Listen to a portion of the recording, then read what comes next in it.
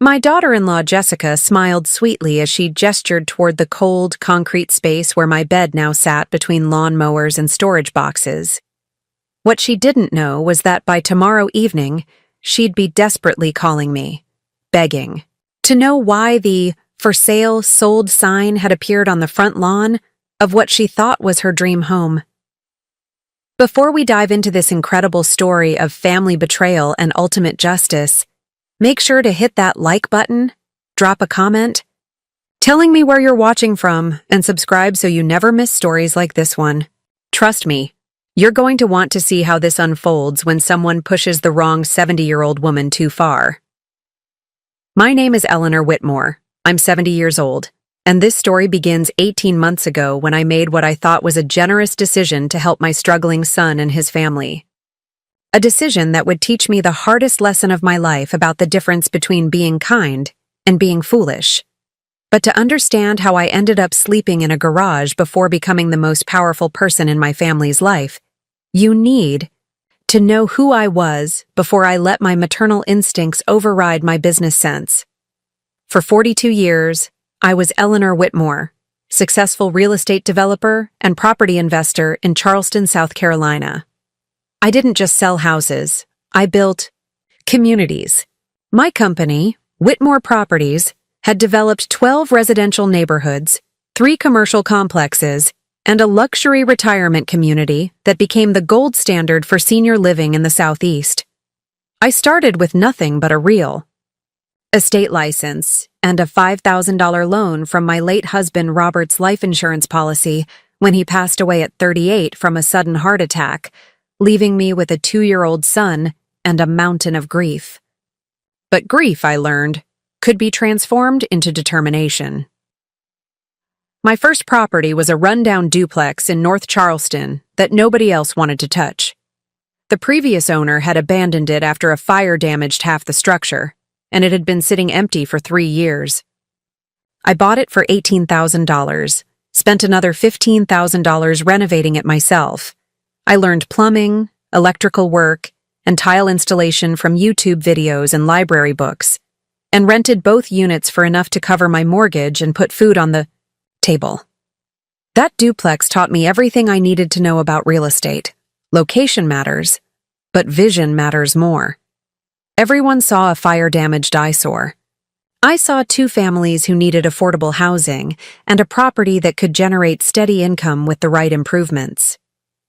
By the time Thomas graduated from high school, I owned 17 rental properties across Charleston County.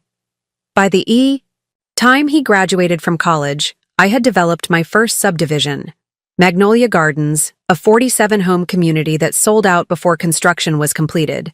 But I didn't stop there. I studied the market, learned about zoning laws, built relationships with city planners and contractors, and slowly expanded from residential rentals to commercial development. When big box stores wanted to build in Charleston, they came to me for land. When the city needed affordable housing solutions, they consulted with me on development strategies. I wasn't just buying and selling properties, I was shaping the growth of Charleston. The Whitmore Commons Shopping Center anchored the revival of West Ashley. The Whitmore Senior Living Community set the standard for luxury retirement housing in the Low Country. The Whitmore Industrial Park brought manufacturing jobs to North Charleston and helped revitalize an economically depressed area. By my 60th birthday, I was regularly featured in Charleston Business Journal as one of the most influential developers in the region. The mayor invited me to serve on the city's Economic Development Advisory Board. The Chamber of Commerce gave me their Lifetime Achievement Award for contributions to Charleston's growth and prosperity. I had built something that went far beyond personal wealth. I had created a legacy of community development and responsible growth that would benefit Charleston for generations. But success in business didn't mean I neglected my personal life. After Robert's death, I had focused entirely on building security for Thomas and myself. But as my business grew and stabilized, I began to enjoy the fruits of my labor. I traveled extensively, often combining business trips with personal exploration. I spent a month in Tuscany studying Italian architecture and viticulture, which inspired the design elements I incorporated into Magnolia Gardens. I toured sustainable communities in Denmark and Germany, bringing back ideas that made the Whitmore Senior Living community a model for environmentally conscious development. I collected art from local Charleston artists, supporting the cultural community that made our city unique. My home became a gathering place for charity fundraisers, political discussions, and cultural events. I hosted the annual Charleston Preservation Society Gala for 12 consecutive years, raising over $2 million for historic preservation projects. I was actively involved in Thomas's life throughout his childhood and young adulthood, attending every school play, soccer game, and graduation ceremony. I paid for his education at the College of Charleston, where he studied business administration, and I was proud when he graduated with honors. When he married Jessica 8 years ago, I welcomed her into our family with genuine warmth. I paid for their wedding, a $45,000 affair at the Ocean House on Kiowa Island that Jessica had dreamed of since childhood. When the twins were born, I was in the delivery room, and I've been an active grandmother ever since. I thought I was building something beautiful, a successful business, a strong family, a meaningful legacy. What I didn't realize was that my success would eventually become a source of resentment rather than pride for the people I loved most. Thomas had always been, well, let's call him creatively ambitious. As a child, he was constantly starting projects, building elaborate forts, creating neighborhood newspapers, organizing complicated games that required dozens of participants and complex rules. I admired his creativity and entrepreneurial spirit, even when most of his ventures ended in chaos. In high school, he started a lawn care business that lasted one summer before he decided physical labor wasn't his calling. In college, he launched a campus food delivery service that failed when he realized he'd have to work nights and weekends. After graduation, he tried real estate sales, but he lacked the patience for the long relationship-building process that successful agents require. Each failure was explained by circumstances beyond his control. The lawn care business failed because clients didn't appreciate quality work. The food delivery service failed because college students are unreliable customers. Real estate didn't work because the market was changing too rapidly for traditional sales approaches. I supported him through each venture, both emotionally and financially. I believed that entrepreneurship required experimentation, that failure was part of learning, and that eventually he would find his niche. I also believed that having a safety net would give him the confidence to take risks and innovate. Looking back, I realize I may have created the opposite effect. By cushioning every failure, I may have prevented him from learning the hard lessons that build character and resilience. When Thomas met Jessica, I was hopeful that marriage would provide the stability and motivation he seemed to need. Jessica was smart, organized, and ambitious. She had a marketing degree from USC and had worked for several Charleston companies in increasingly responsible positions. She seemed like the perfect partner to balance Thomas's creativity with practical business sense. Their early years together were promising. Jessica encouraged Thomas to pursue more structured opportunities, and she helped him develop business plans and marketing strategies for his various ventures. When the twins were born, they both embraced parenthood with enthusiasm and dedication. But somewhere along the way, things began to shift. Jessica had grown up in a middle-class family in Colombia, but she had always dreamed of a more luxurious lifestyle. Social media became her window into a world of designer clothes, exotic vacations, and perfectly curated homes, and she began to see her current circumstances as temporary stepping stones rather than achievements to be grateful for. She started a family lifestyle blog called Charleston Charm, documenting their daily lives with carefully staged photographs and aspirational content. The blog became her full-time occupation, though it generated very little income. Instead of earning money, it seemed to create an endless appetite for spending on props, outfits, and experiences that would photograph well. Thomas, meanwhile, had discovered cryptocurrency and day trading. He spent hours analyzing market trends and following online gurus who promised quick wealth through smart investments. He convinced himself that traditional business models were obsolete, that the future belonged to people who understood digital currencies and online trading strategies. The combination of Jessica's lifestyle aspirations and Thomas's get-rich-quick schemes created a perfect storm of financial pressure. They needed money to maintain the image Jessica was projecting, and they needed constant new investments to fund Thomas's trading activities. Their requests for help became more frequent and more substantial. A few $100s for a family photo session became a few thousand for a family vacation that would provide content for Jessica's blog. A small loan for Thomas's investment opportunity became a larger loan to cover the losses when the investment failed. I helped because I could afford to, and because I believed I was supporting their efforts to build stability and success. I also helped because despite my business acumen, I had a blind spot when it came to my family. I wanted them to be happy, and I wanted to be generous with the wealth I had worked so hard to accumulate. The crisis that led to their eventual move into my house began with what Thomas called a temporary cash flow issue, but was actually a fundamental mismatch between their income and expenses. Thomas's day trading had resulted in significant losses, money. He had borrowed against their credit cards and home equity line of credit. Jessica's blog required constant investment in new content, clothes, and activities, but generated virtually no revenue. The twins' private school tuition was $24,000 per year. Their club sports fees were another $8,000 annually, and their mortgage and living expenses in a trendy Charleston neighborhood were stretching their budget beyond breaking point.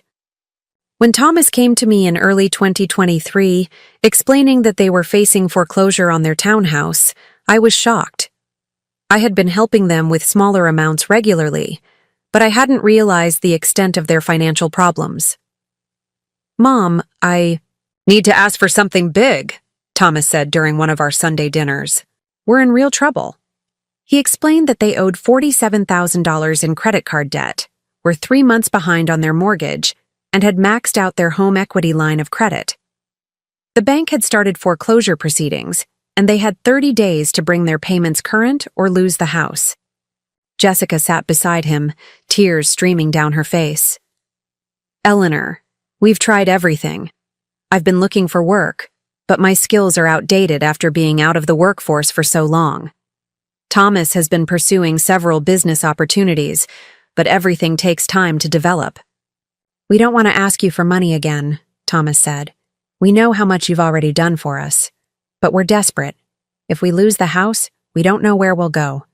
The amount they needed, $47,000 plus enough to cover their monthly expenses while they got back on their feet, was substantial even for me. But more concerning than the money was the pattern I was beginning to recognize. This wasn't a temporary crisis. It was the inevitable result of systematic overspending and poor financial decision-making. I agreed to help them avoid foreclosure, but I insisted on conditions. They needed to create a realistic budget, eliminate unnecessary expenses, and develop a concrete plan for increasing their income. Thomas needed to find stable employment instead of chasing investment opportunities, and Jessica needed to either monetize her blog effectively or find traditional employment.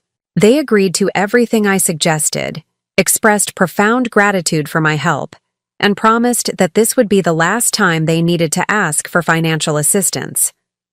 Within 6 months, they were back in crisis mode. When Thomas and Jessica approached me about living together, it seemed like a solution that could benefit everyone. They needed stable housing and lower living expenses. I could use help maintaining my large property and would enjoy having family close by. The twins would benefit from living in an excellent school district and having daily access to their grandmother. The conversation about their moving in was carefully orchestrated, though I didn't recognize the manipulation at the time. "Mom, we need to have a serious conversation," Thomas said during one of our weekly Sunday dinners at my house. Jessica, sat beside him, holding his hand in what I would later recognize as a carefully rehearsed presentation. Of course, sweetheart. What's on your mind? It's about your living situation, Jessica said, her voice full of what seemed like genuine concern. This house is enormous for one person, and frankly, we're worried about you living alone at your age. I felt my spine stiffen slightly. I'm 70, not 90, and I'm perfectly capable of managing my own home. Of course you are, Thomas said quickly. But Mom, think about it practically. You're rattling around in this huge house all by yourself. What if something happens? What if you fall, or have a medical emergency? What if you get lonely? Jessica leaned forward, her expression earnest and caring. Eleanor, we've been talking, and we think it would be wonderful if you came to live with us. We could be a real family unit, helping each other, supporting each other. The suggestion caught me completely off guard. Live with you? In your townhouse? Well, that's the thing, Thomas said, and I caught the first hint of excitement in his voice. Our lease is up next month, and instead of renewing, we were thinking, what if we all live together here? In your house? Jessica jumped in smoothly. It would be perfect, Eleanor. You'd have constant companionship. We'd be here to help with anything you need, and Madison and Mason would get to spend real time with their grandmother. Plus, we could help with the maintenance and upkeep of this big house. They painted a compelling picture. I would have live-in help with household maintenance, daily companionship, and the joy of watching my grandchildren grow up in the same house where I had raised their father. They would have stable housing, excellent schools for the children, and the opportunity to save money while rebuilding their financial situation. What about household expenses? I asked. Utilities, groceries, maintenance. How would we handle all that?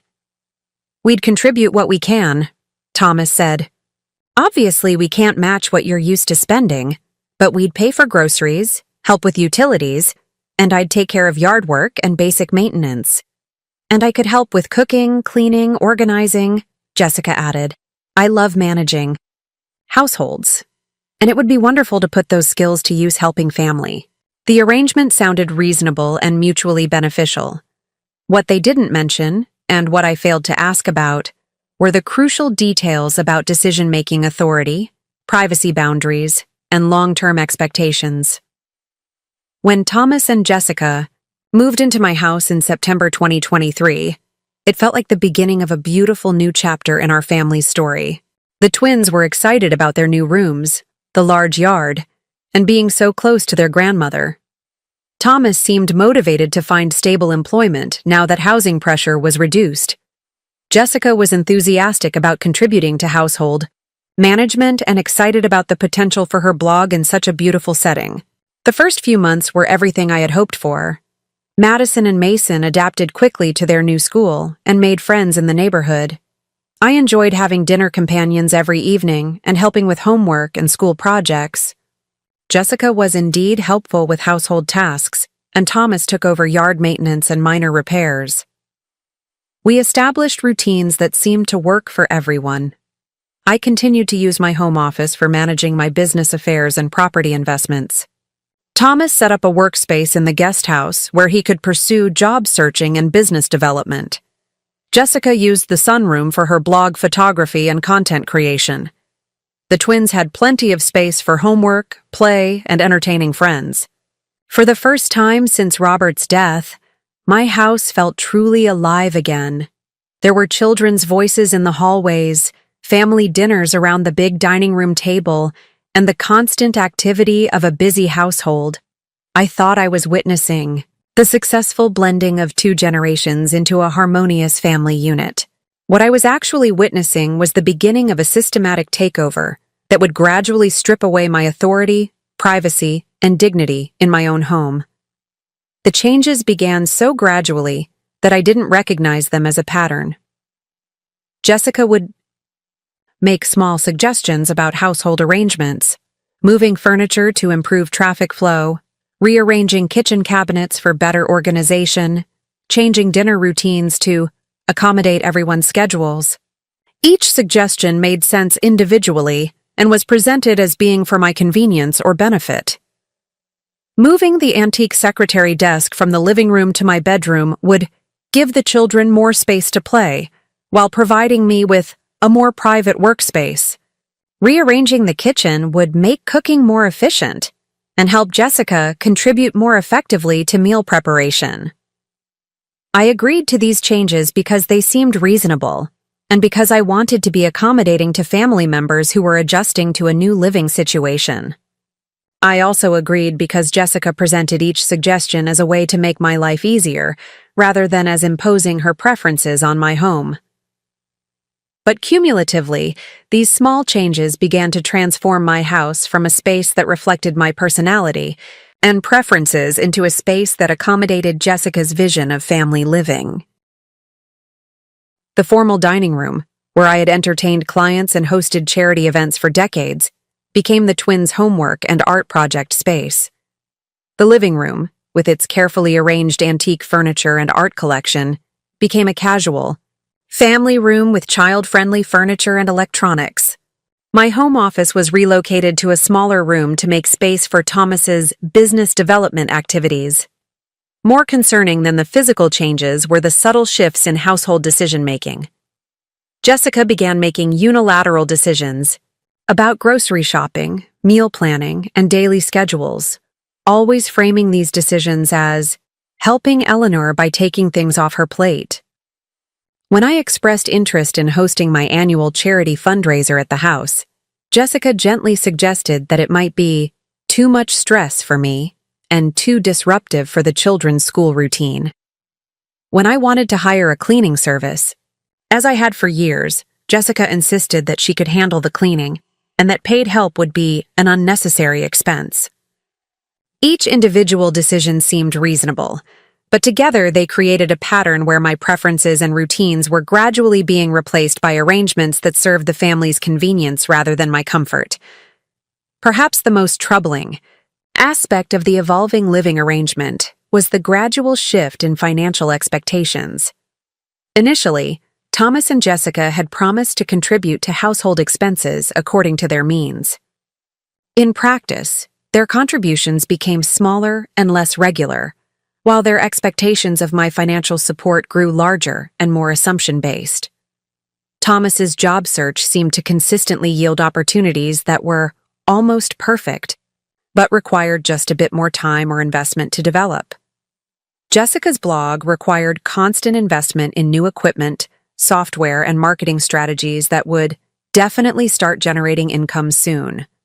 Meanwhile, household expenses that I had always managed were now being treated as shared family costs that naturally fell to me as the person with the most resources. Private school tuition for the twins became my responsibility because I had so much more space in my budget. Vacations became family experiences that I was expected to fund because I loved spending time with the grandchildren. The twins' extracurricular activities, expensive club sports, music lessons, summer camps, were presented as educational investments that I should want to support as their grandmother. Jessica's wardrobe updates were necessary for her business development activities. Thomas's training courses and certification programs were investments in our family's future financial stability. None of these expenses were explicitly demanded, but they were presented in ways that made refusal seem selfish or short-sighted. I was made to feel that questioning these costs meant I didn't care about my grandchildren's opportunities or my son's career development. By the end of their first year living with me, I was covering virtually all household expenses plus funding, lifestyle and activity costs that exceeded what I had spent when living alone by more than $60,000 annually. The most insidious change was the gradual erosion of my authority in my own home. Decisions that had always been mine to make, what to have for dinner, what temperature to keep the house, what television shows to watch in the living room, became group decisions where I was outvoted by the family of 4. When I wanted to host book club meetings, Jessica suggested that having outsiders in the house regularly made the children uncomfortable. When I wanted to redecorate the guest bathroom, Thomas pointed out that any improvements would benefit the whole family and should reflect everyone's preferences. My daily routines, morning coffee on the garden terrace, evening reading in the living room, weekend visits from friends, were gradually modified to accommodate family schedules and activities. I found myself asking permission to use rooms in my own house or apologizing for disrupting family activities with my personal plans. The shift was so gradual and was always presented in terms of family harmony and consideration for others.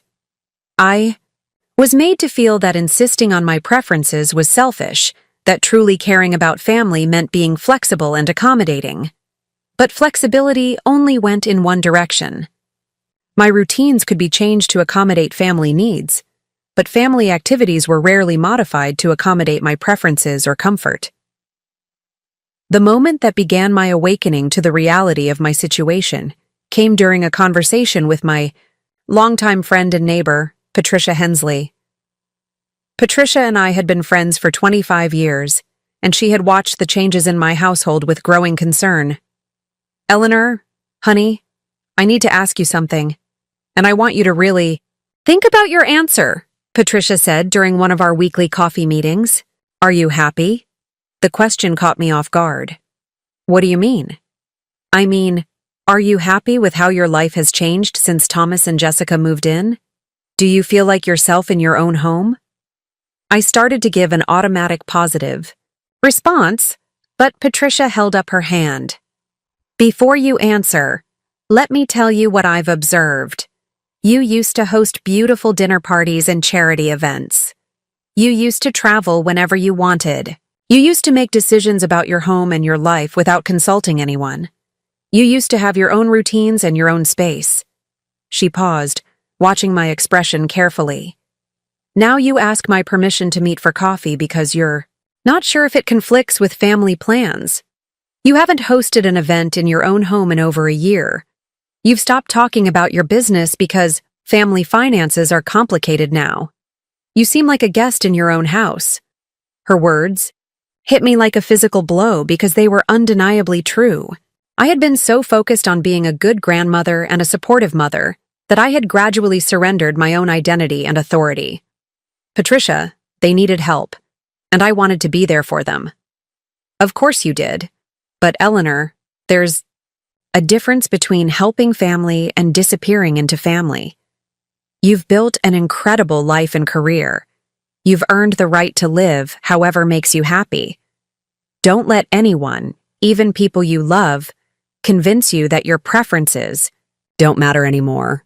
That conversation planted a seed of awareness that would grow into full recognition of how completely my life had been transformed, and not necessarily for the better. As 2024 progressed and we approached the 18-month mark of our living arrangement, I began to notice more troubling patterns. Thomas had given up actively looking for traditional employment, convinced that his various online ventures would eventually provide the breakthrough he needed. Jessica had stopped even pretending that her blog was a business and instead treated it as a full-time hobby funded by my resources. The twins, now 14, had grown accustomed to a lifestyle that their parents couldn't actually afford, but that I was expected to maintain.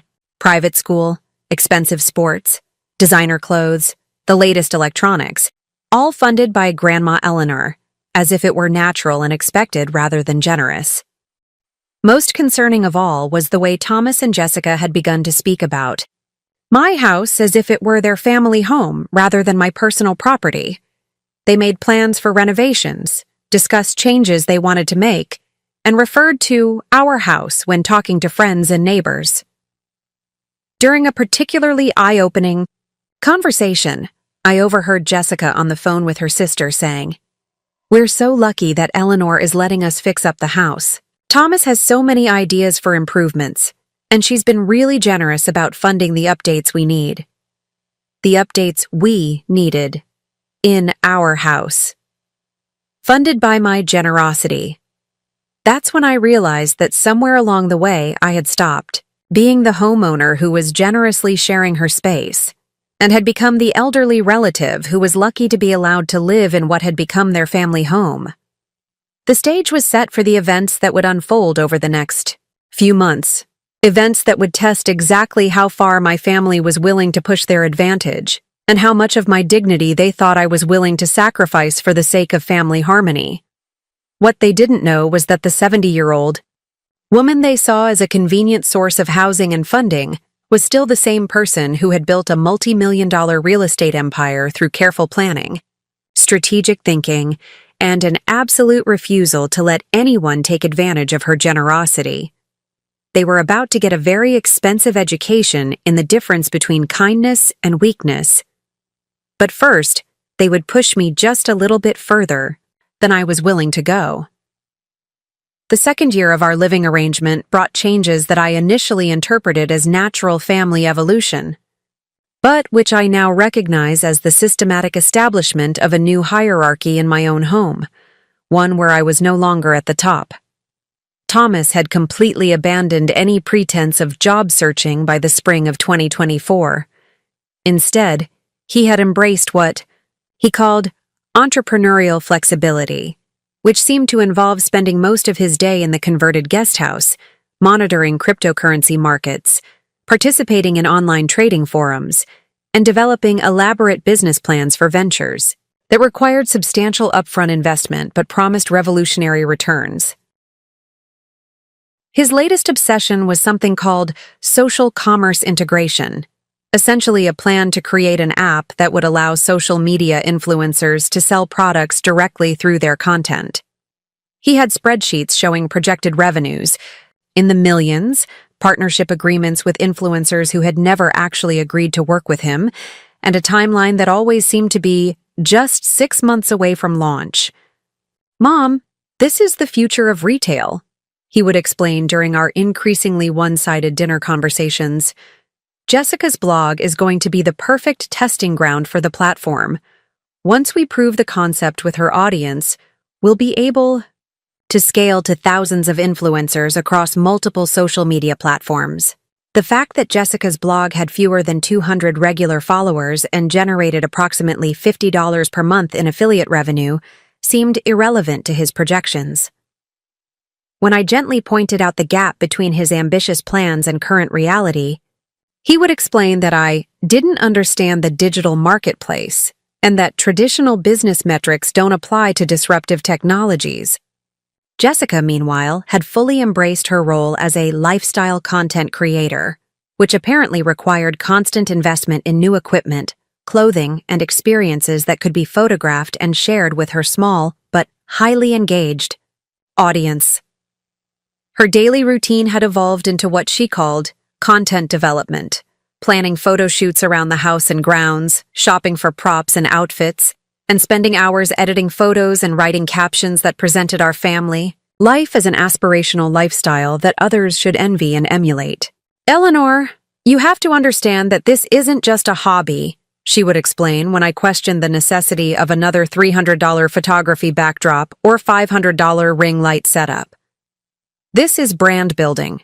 Every successful influencer started with a small audience and built their following through consistent, high-quality content. We're investing in our future." The "we" in that sentence was telling. Somehow, my financial support of her equipment purchases had become an investment in our future success, even though I had never agreed to become a business partner in her social media ventures. Perhaps the most concerning change was in Madison and Mason, who had transformed from grateful grandchildren into entitled teenagers who seemed to view me as a convenient source of funding rather than a family member deserving respect. Madison, now 14, had developed expensive tastes that she justified as necessary for maintaining her social position at Charleston Preparatory Academy. Her wardrobe required constant updating with designer brands that her classmates wore. Her extracurricular activities, competitive dance, private voice lessons, advanced art classes, all came with substantial fees that were presented to me as educational investments. "Grandma Eleanor, everyone at school has the new iPhone," she would announce, not as a request, but as a statement of fact that implied I should immediately address this social disadvantage. When I suggested she could earn money for the phone, through chores or a part-time job, she looked genuinely confused. But Grandma, I don't have time for a job. I have dance practice every day after school, voice lessons on Wednesdays, art class on Saturdays, and I need time for homework and social activities. Mom says my job is to focus on my education and personal development. Mason had developed an equally expensive hobby in competitive gaming and technology. His room was filled with elaborate computer setups, gaming chairs, and equipment that he claimed was necessary for his content creation career and esports development. At 14, he was already talking about becoming a professional gamer or technology influencer, careers that apparently required thousands of dollars in equipment but no actual work experience or education. Grandma, you don't understand the gaming industry, he would explain with the confident dismissiveness that teenagers reserve for adults they consider hopelessly out of touch. This isn't just playing games. This is skill development, brand building, and network creation. Some professional gamers make millions of dollars per year.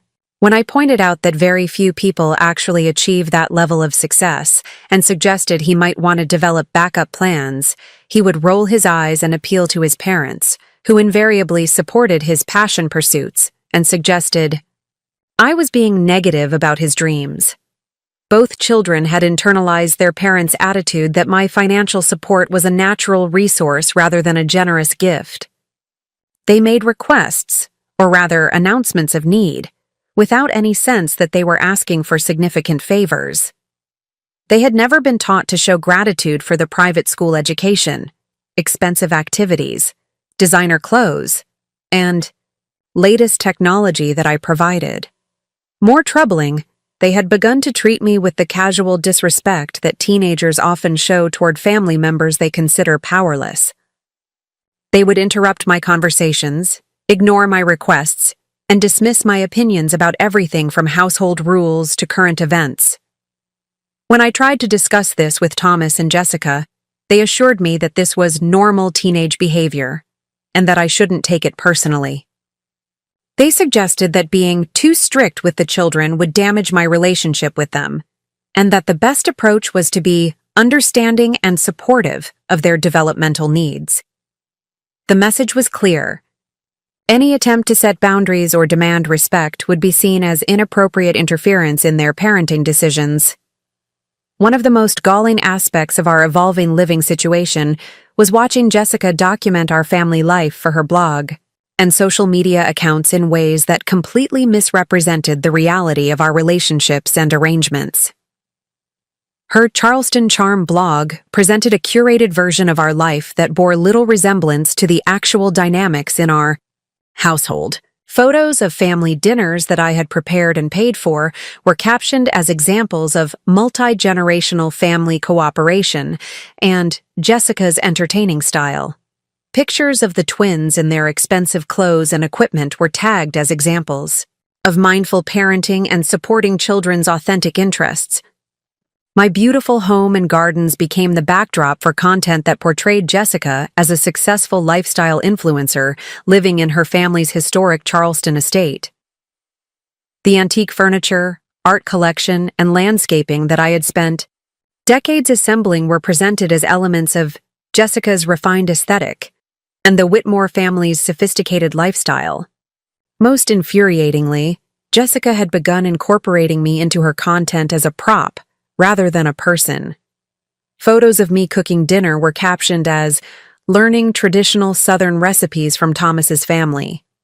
Pictures of me helping with homework were presented as examples of the benefits of multi-generational living. My garden tours were filmed as Jessica explores the family estate. I was being used to add authenticity and gravitas to content that was essentially promoting Jessica's personal brand, but I was never credited as a contributor or partner. Instead, I was presented as a supporting character in her family's lifestyle story. The most frustrating part was that this content was being created in my home, using my resources and featuring my life, but I had no control over how I was portrayed. or what aspects of our family life were shared with strangers on the internet. When I expressed concerns about privacy and asked to review content before it was posted, Jessica explained that spontaneous, authentic content was more engaging than staged posts, and that asking for approval would compromise the natural family dynamics that made her blog appealing. Essentially, I was told that my comfort and privacy were less important than the marketability of her content. As Thomas and Jessica became more comfortable with their living arrangement, their financial expectations and demands escalated dramatically. What had begun as occasional requests for help had evolved into an assumption that I would fund their entire lifestyle without question or complaint. The monthly contributions to household expenses that they had promised never materialized in any meaningful way. Thomas would occasionally buy groceries or pay a utility bill, then reference these small payments for months as evidence of his financial contribution to our household. Jessica would handle some meal preparation and housekeeping tasks, then point to the money I was saving on domestic help as her contribution to our shared expenses. Meanwhile, the actual costs of supporting their family had grown exponentially. Private school tuition for both children was now $28,000 annually. Their extracurricular activities, equipment, and clothing cost another $15,000 per year. Family vacations that Jessica documented for her blog cost $8,000 to $12,000 each and were presented as necessary for content creation and family bonding. Thomas's business ventures required constant infusions of capital, app development costs, marketing consultations, equipment purchases, and networking events that seemed to involve expensive dinners and conference attendance. In 2024 alone, I had invested over $35,000 in his various entrepreneurial pursuits, with no visible progress toward actual revenue generation. Jessica's blog required equally expensive support. Professional photography equipment, wardrobe updates, home staging purchases, and marketing tools that promised to grow her audience and monetize her content. She had convinced herself that she was on the verge of breakthrough success that would justify all previous investments. "Eleanor, you have to spend money to make money," she would explain when I questioned the necessity of another $1,000 photography workshop or $500 social media strategy course. All the successful influencers invested heavily in their development before they started seeing returns. "We're building a brand that will support our family for decades." The problem was that after 2 years of heavy investment, there were still no returns. Her audience remained small, her revenue remained minimal, and her content quality seemed to plateau rather than improve despite all the expensive equipment and training. But any suggestion that we should reconsider the strategy or reduce expenses was met with accusations that I didn't believe in their potential or didn't understand modern business models. Perhaps the most subtle but significant change was the gradual erosion of boundaries around my personal space, possessions, and autonomy. What had begun as requests for small accommodations had evolved into assumptions about my availability and resources that I found increasingly intrusive. My home office, which I had used for decades to manage my real estate investments and business affairs, was gradually transformed into a family workspace. Thomas needed desk space for his business development activities. Jessica required good lighting and internet access for her content creation. The twins needed quiet study space for homework and online classes. My carefully organized filing systems were disrupted by family papers and equipment. My business calls were interrupted by family activities and noise. My work schedule was expected to accommodate family meetings, school events, and household crises. When I suggested that I needed private workspace to manage my substantial business interests, I was told that family comes first, and that being too rigid about personal space was inconsistent with the collaborative spirit of multi-generational living. My personal belongings were gradually incorporated into family use without explicit permission. My car became the family vehicle for teenager transportation and errand running. My credit cards were used for family purchases with the assumption that I would handle the payments. My contacts and relationships were leveraged for family benefit without my involvement in the decision-making. When Madison needed letters of recommendation for summer programs, Jessica contacted my business associates and charitable organization, Connections, on my behalf, presenting herself as my representative and making commitments about my availability for future involvement. When Thomas wanted to explore real estate investment opportunities, he scheduled meetings with my contractors, property managers, and financial advisors, presenting himself as my business partner and heir, rather than my unemployed son living in my house.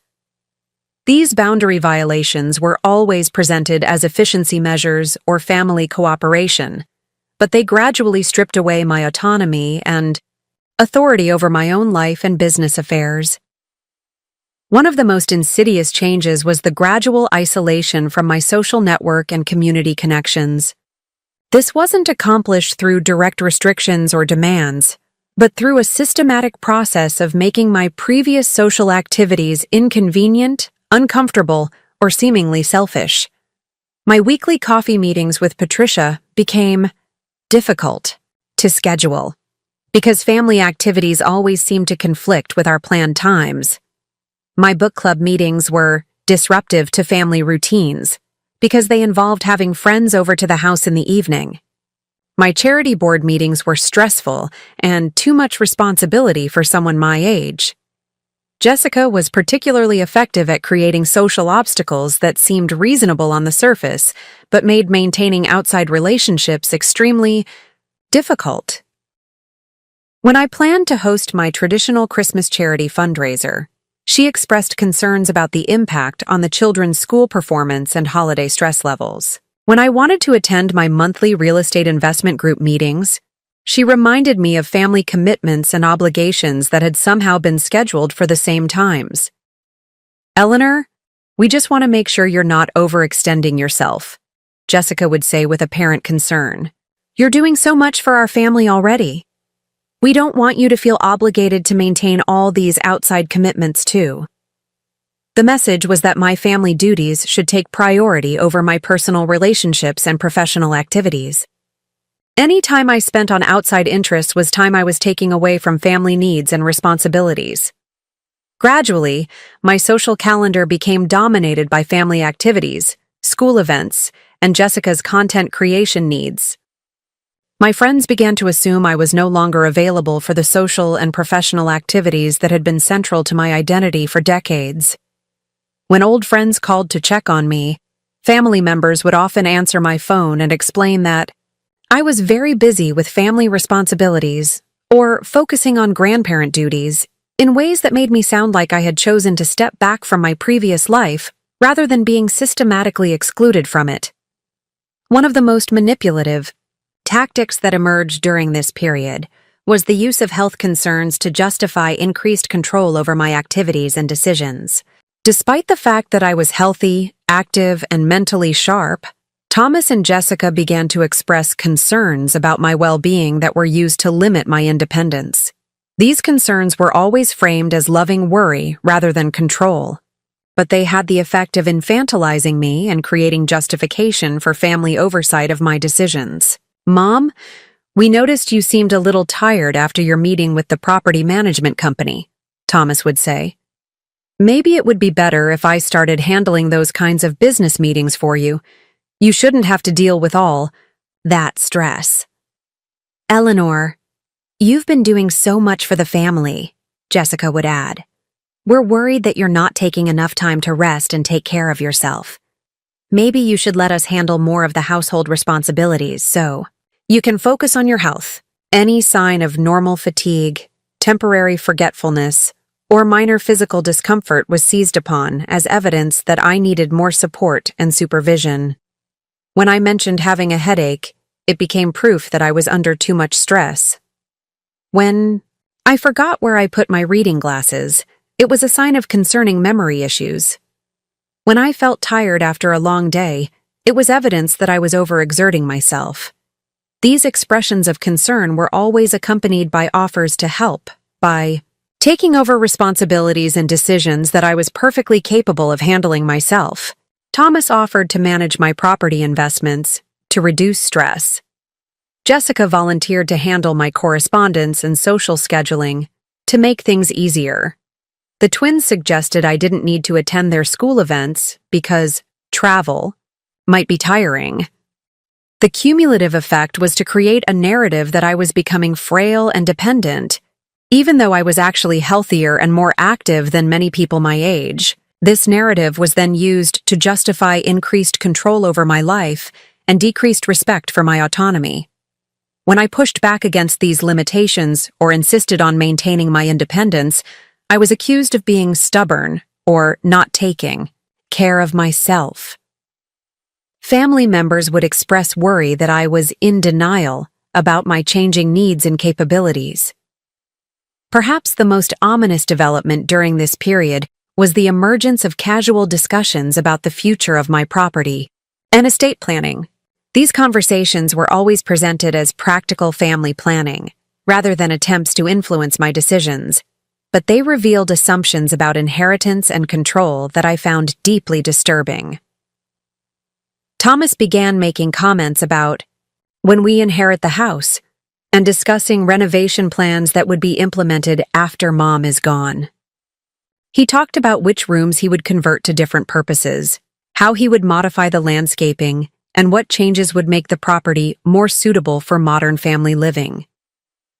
Jessica started researching estate planning strategies and would share articles about tax-efficient wealth transfer and multi-generational property management. She suggested that I should consult with estate planning attorneys to make sure everything is properly structured for the family's future. Both of them began to reference my property and investments as family assets rather than my personal wealth. They spoke about our estate planning and the family's financial future, as if my wealth had already become communal property rather than assets that I had earned and still controlled. Most concerning were the subtle suggestions that I should consider transferring property ownership to the family while I was still alive to avoid inheritance taxes and ensure smooth transitions. These suggestions were always accompanied by assurances that such transfers would be just legal formalities, and that I would, of course, continue to live here and maintain control over everything. When I expressed reluctance to discuss such arrangements, I was told that being proactive about estate planning was simply responsible financial management and that resisting such discussions was unfair to the family members who needed to understand their future security. The underlying message was that my property and wealth were not really mine to control indefinitely, but family resources that should be managed for the benefit of all family members, with their input and involvement in decision-making. By the fall of 2024, 18 months after Thomas and Jessica had moved into my house, I was living as a stranger, in my own home. My routines revolved around family schedules. My finances supported lifestyle choices I had no input in making. My social life consisted primarily of family activities and obligations. My business interests were managed around family convenience rather than my professional priorities. I had somehow become the least important person in my own household, despite being the person whose resources made everything possible. The family operated with the assumption that my role was to provide funding and support for their goals and activities, while their role was to allow me to participate in their family life as a grateful and accommodating grandmother. My preferences, comfort, and autonomy were consistently treated as less important than family harmony, which seemed to mean my willingness to accommodate everyone else's needs without asserting my own. Patricia Hensley continued to express concern about the changes she observed in my life and personality. During one of our increasingly rare coffee meetings, she made an observation that haunted me for weeks afterward. "Eleanor, honey, you've become invisible in your own life," she said gently but firmly. "You're so busy making everyone else comfortable, and happy that you've forgotten you have the right to be comfortable and happy too. This isn't what Robert would have wanted for you. She was right, and I knew it. But I also felt trapped by my own generosity and maternal instincts. How do you establish boundaries with family members who are living in your house? How do you demand respect from people you love? How do you prioritize your own needs when doing so might harm relationships with your children and grandchildren? Spent months wrestling with these questions, feeling guilty for being unhappy with an arrangement that was supposed to be mutually beneficial, and wondering if my discomfort was simply the natural adjustment period for multi-generational living. What I didn't realize was that Thomas and Jessica were preparing to test just how far they could push their advantage. They had successfully established themselves as the primary decision-makers in my household, convinced me to fund their lifestyle indefinitely, and isolated me from outside support and perspective. Now they were ready to take the final step in their systematic takeover of my life, removing the last vestiges of my authority and dignity in my own home. The garage conversion project that would become the final straw was already in the planning stages, though I didn't know it yet. They had convinced themselves that I was now so dependent on their companionship and so committed to maintaining family relationships that I would accept any arrangement they proposed. They were about to discover that they had seriously miscalculated the limits of my patience and the extent of my power. But first, they would push me just a little bit further than I was willing to go. And when they did, the 70-year-old woman they had systematically marginalized would remind them exactly who owned the house they had been treating as their personal property. The stage was set for a confrontation that would change everything. They had established their dominance gradually and systematically, assuming that my acceptance of small indignities meant I would accept larger ones. They were about to learn the difference between choosing to be generous and being forced to be submissive. And I was about to remember exactly who I had been before I let my love for my family override my respect for myself. The conversation that would change everything happened on a cold February morning in 2025, almost 18 months after Thomas and Jessica had moved into my house. I was in the kitchen preparing breakfast when they approached me with what they called an exciting family project proposal. "Mom, we've been doing some research about optimizing our living space," Thomas began, setting down his laptop where he'd apparently prepared a presentation. "We think we've found a solution that will make everyone more comfortable and give us all more privacy." Jessica sat beside him, her expression bright with enthusiasm that I would soon understand was carefully calculated. "Eleanor, you know how we've all been adjusting to living together, and sometimes the house feels a bit crowded with all of our different activities and schedules." I felt a familiar knot forming in my stomach. After 18 months of watching my home and life be gradually taken over, any conversation about optimizing our living arrangement filled me with dread. "What kind of solution are you proposing?" I asked carefully. Thomas opened his laptop and showed me a series of photos and floor plans that he'd apparently been working on for weeks. "We want to convert the garage into a beautiful private living suite. It would have its own entrance, a kitchenette, a full bathroom and sleeping area. It would be like having your own apartment while still being part of the family." I stared at the images on his screen, trying to process what he was suggesting. "You want to convert the garage into a living space?" "Not just any living space," Jessica jumped in quickly. "A beautiful, customized suite designed specifically for your needs and preferences.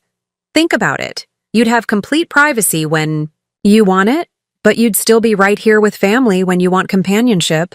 Thomas clicked through more images showing garage conversions that looked surprisingly sophisticated. "Mom, this isn't about shoving you into a storage space. This is about creating a custom living environment that's perfectly suited to your lifestyle. No more noise from the kids when you want to read. No more interruptions when you're trying to work. Your own space, your own schedule, your own rules." The proposal was presented with such enthusiasm and apparent thoughtfulness that I almost missed the fundamental problem. They were suggesting I move out of my own house to live in the garage. "But this is my house," I said slowly. "Why would I move into the garage when I already have my own bedroom and office here? Jessica's expression became earnest and concerned. Eleanor, we've noticed that you sometimes seem overwhelmed by all the family activity.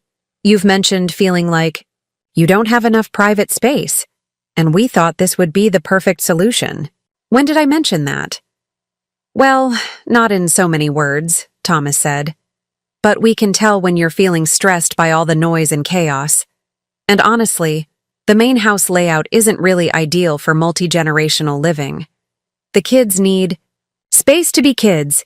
Jessica needs room for her content creation, and I need workspace for business development. So your solution is for me to move into the garage? Into a beautiful, custom apartment, Jessica corrected. Eleanor, this would be like having your own luxury studio. We've researched contractors, and we can have it completed in just 6 weeks. Hardwood floors, custom cabinetry, a gorgeous bathroom with a walk-in shower. Everything designed exactly to your specifications. Thomas leaned forward, his expression sincere and persuasive. Mom, think about what you'd gain. Complete independence, but with family right nearby. Your own kitchen so you can eat whatever you want, whenever you want. Your own thermostat so you can keep it exactly the temperature you prefer. Your own entertainment setup so you don't have to compete with the kids for TV time. They had clearly rehearsed this presentation and anticipated my objections. For every concern I raised, they had a response that made their proposal sound reasonable and beneficial. What about my current bedroom? My office? All my furniture and belongings? We'll move everything you want into your new suite, Jessica assured me. And honestly, it might be a good opportunity to downsize a bit. You've mentioned having more possessions than you need, and this would be a chance to keep only the things that really matter to you.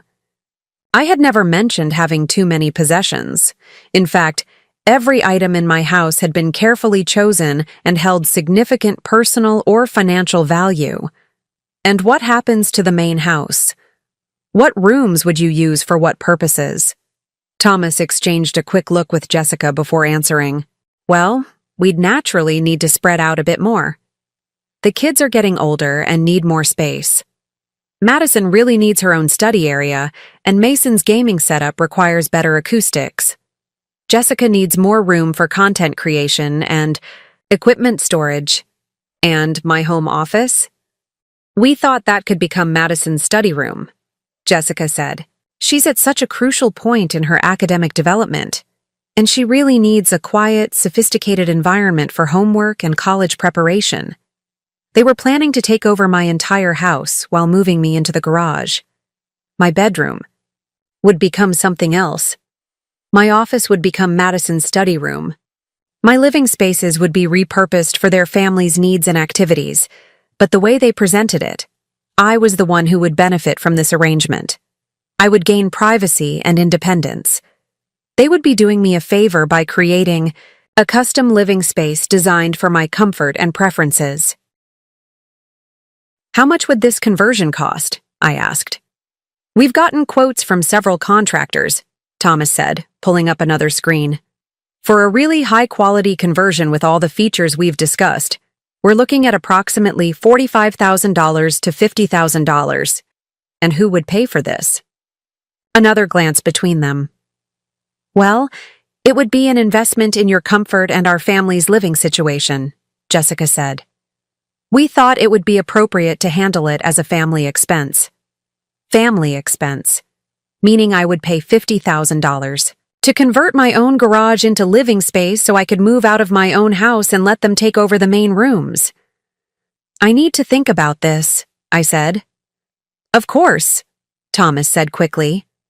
But Mom, we're really excited about this project. We think it's going to make everyone so much happier. And the sooner we get started, the sooner you can start enjoying your new independence. Over the following days, they continued to present the garage conversion as an exciting opportunity rather than the fundamental displacement it actually represented. They showed me Pinterest boards of beautiful garage apartment conversions. They brought me contractor estimates and timelines. They discussed design elements and layout options as if my enthusiasm for the project was a given.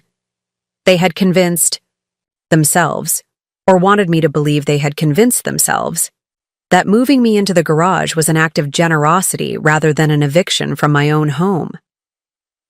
When I didn't immediately embrace their garage conversion proposal, Thomas and Jessica launched a systematic campaign to convince me that their plan was not only reasonable, but necessary for family harmony and my own well-being. The campaign began with what seemed like innocent observations about the challenges of our current living arrangement. "Eleanor, I noticed you seemed frustrated yesterday when the kids were playing music while you were trying to read," Jessica mentioned during breakfast.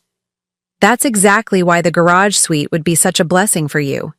You'd never have to deal with household noise again."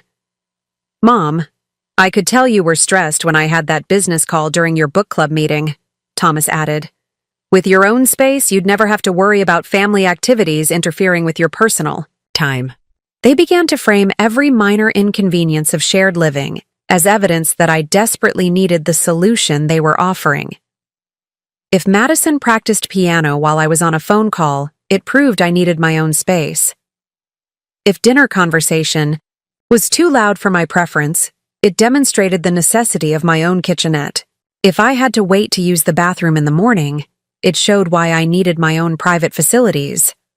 But the pressure campaign also included more subtle manipulations designed to make me feel guilty for not embracing their plan. "We just want you to be happy, Eleanor," Jessica would say with apparent sincerity. "We can see that living with a busy family isn't always easy for you, and we want to find a solution that gives you everything you need." Thomas would add, "Mom, we love having you here, but we want you to love being here too. If our current arrangement isn't working for you, we want to fix that." They presented my hesitation about the garage conversion as evidence that I was unhappy with family life and that they were trying to accommodate my dissatisfaction. My reluctance to move into the garage was reframed as ingratitude for their thoughtful solution to problems I hadn't actually complained about. The twins were recruited to support the campaign, though I suspected they didn't fully understand what they were advocating for.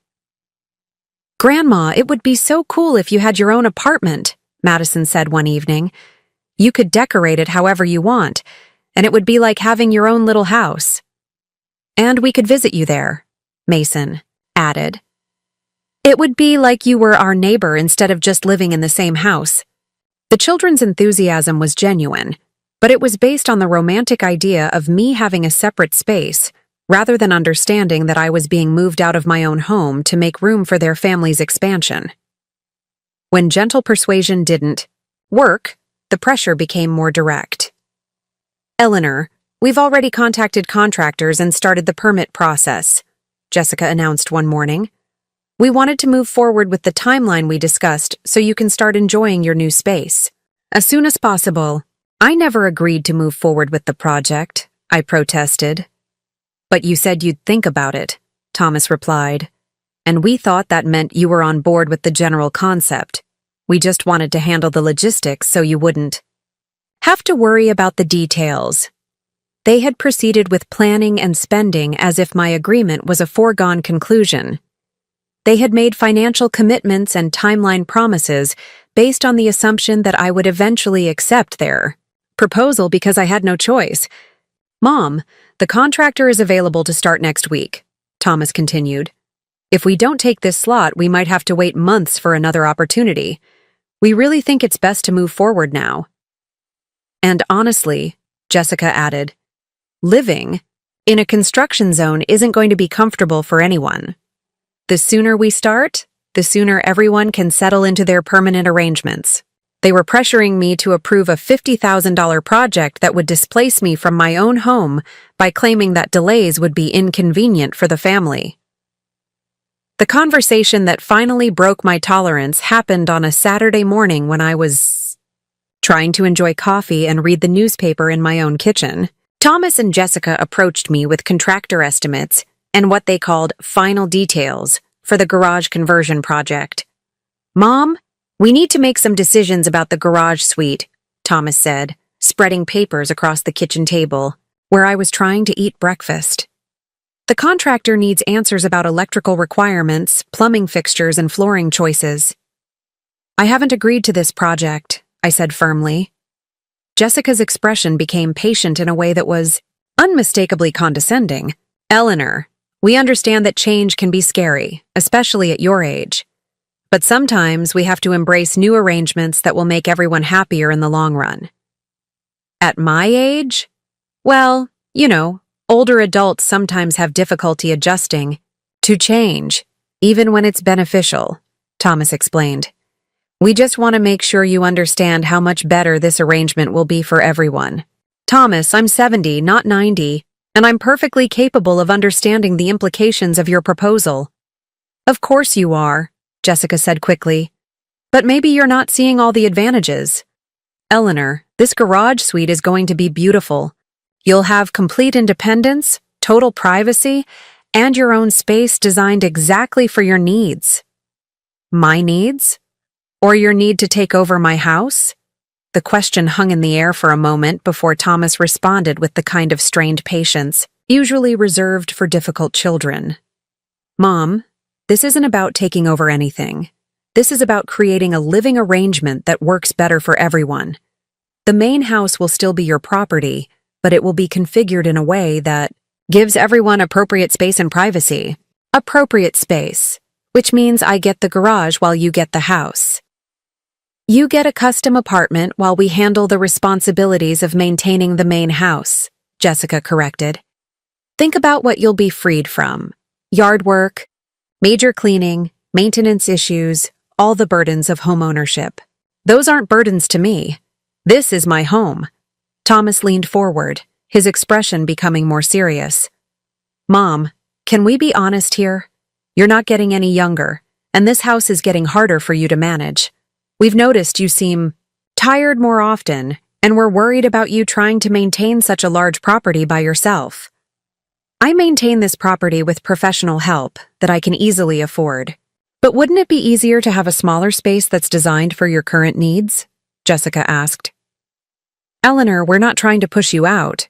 We're trying to create a situation where you can age in place comfortably while still being close to family. Age in place, in the garage, while they took over my house. And what if I say no? I asked. Thomas and Jessica exchanged one of their meaningful looks before Thomas answered. Mom, we hope you won't say no, because we think this is really the best solution for everyone. But we also have to be realistic about our family's needs going forward. What does that mean? Jessica took over, her voice gentle but firm. It means that our current living arrangement isn't sustainable long-term. The kids need more space as they get older. Thomas needs proper workspace for his business development. I need room for content creation and equipment storage. We all need to think about what's going to work best for our family's future. And if this house can't accommodate all of our needs in its current configuration, Thomas added, we might need to consider other living arrangements. The threat was subtle but unmistakable. If I didn't agree to move into the garage, they might move out entirely, taking my grandchildren and leaving me alone in my house. Are you threatening to move out if I don't agree to your garage conversion? We're not threatening anything, Jessica said quickly. We're just being honest about our needs and trying to find a solution that keeps our family together while meeting everyone's requirements. Because frankly, Mom, Thomas continued, Jessica and I have been talking about whether this living arrangement is working for us long-term. We love being close to you, but we also need to consider what's best for Madison and Mason's development, and our own goals and aspirations. They were presenting me with a choice between agreeing to live in the garage or losing access to my grandchildren. They had calculated that my attachment to family would override my objection to being displaced from my own home. That's when I realized they had fundamentally misunderstood who they were dealing with. Sitting at my own kitchen table, listening to my son and daughter-in-law explain why I should pay $50,000 to move into my own garage so they could take over my house, I experienced a moment of absolute clarity about my situation. For 18 months, I had been gradually accepting smaller indignities in the name of family harmony. I had allowed my routines to be disrupted, my space to be taken over, my resources to be consumed, and my authority to be undermined because I believed that was what good mothers and grandmothers did.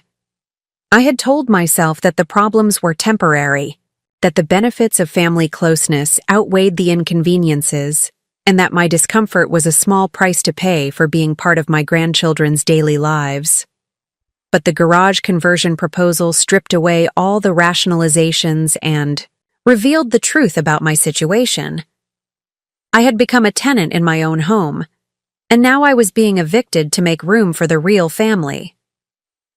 Thomas and Jessica had spent months conditioning me to accept that their needs came first, that my preferences were less important than family harmony, and that my role was to facilitate their goals rather than pursue my own.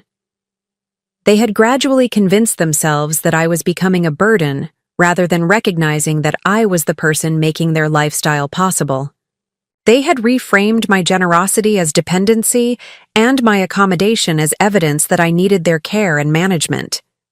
But most importantly, they had made the critical error of assuming that my kindness was weakness and that my love for my family meant I would accept any treatment they chose to impose.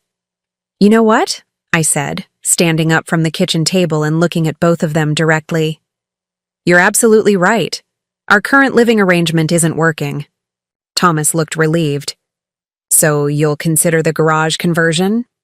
"No, Thomas, I won't consider the garage conversion, but I will solve our space problem." Jessica looked confused. "What do you mean?" "I mean that you're right about needing to reconfigure our living arrangement. But instead of me moving into the garage, I think it's time for you to move out." The silence in the kitchen was profound. "Mom, you can't be serious," Thomas said. "Where would we go? We don't have the resources to move out right now." "That's not really my problem anymore, is it? You've made it clear that this house doesn't meet your family's needs and that you'd be happier in a different arrangement. I'm simply agreeing with your assessment." Jessica's expression shifted from confusion to panic. "Eleanor, we didn't mean we wanted to move out. We meant we wanted to optimize our current living situation by moving me into the garage."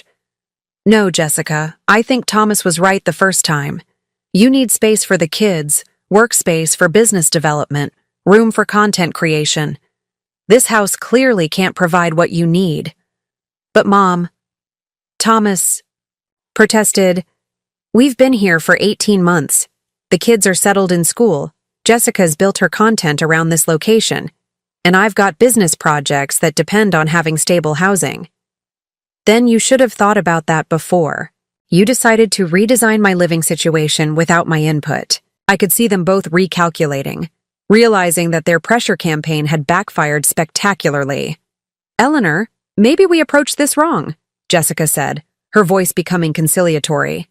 "Maybe we should table the garage conversion idea and just focus on making our current arrangement work better." "You know what, Jessica? I think you approached our entire relationship wrong. And I think it's time I approached it differently too." What Thomas and Jessica didn't know was that while they had been planning my displacement to the garage, I had been making some very interesting phone calls to some very important people. The first call had been to Robert Chen, one of Charleston's most successful real estate developers and my former business partner on several major projects. Robert and I had maintained a friendship over the years, and he had often expressed interest in acquiring prime real estate in the historic district. "Eleanor, Whitmore, it's been too long. How can I help you?" "Robert, I have a business proposition that might interest you. How would you like to acquire one of the most beautiful historic properties in Charleston?" "I'm always interested in prime real estate. What property are we talking about?" "My house. 4,500 square feet, colonial architecture, completely renovated, 2 acres of landscaped grounds, pool, guest house, historic district location." "Eleanor, your house is spectacular, but I thought you loved living there." "I do love the house, Robert, but my living situation has become complicated. I'm considering all my options, including selling." What would you be looking for in terms of price and timeline? Market value, which I believe is approximately $2.8 million. And as for timeline, how quickly could you close if we reached an agreement? If the property is as I remember and the financials work out, I could close in 2 weeks. Eleanor, are you serious about this? I'm very serious. But Robert, I should mention that there are currently tenants living in the house who would need to be given appropriate notice. Tenants? I thought you lived there alone. It's a family situation that has become untenable. The current occupants will need to find alternative housing arrangements. I understand.